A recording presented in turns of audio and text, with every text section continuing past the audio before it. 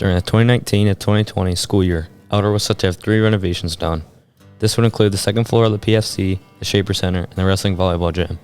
However, in March of 2020, COVID delayed the remodeling of the wrestling volleyball gym, and it began shortly after the 2020 to 2021 school year kicked off. Mr. Fuel, who had a big influence on the internet and wiring aspect of the remodel, said basically one anonymous alum had donated who only Mr. Ruffing knows and paid for it all. Mr. Fuel also noted that the alum donated and pushed for this remodel because he felt it was time for an upgrade. Mr. Fuel also believes that he has strong influence on either the wrestling or volleyball program, or both. Now, take a look at what exactly was done. As you walk in, you can see the new video board in the back half of the gym, and if you turn around, you can see the newly painted stands. Here's a better look at the video board along with the wrestling and volleyball accomplishments.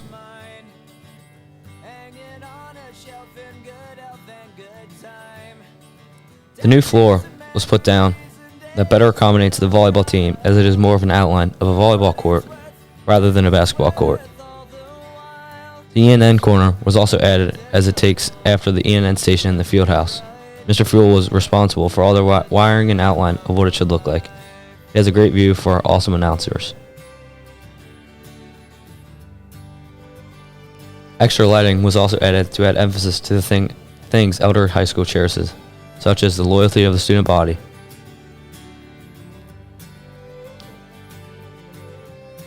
As you can see, Mr. Graham approves of the remodeling done.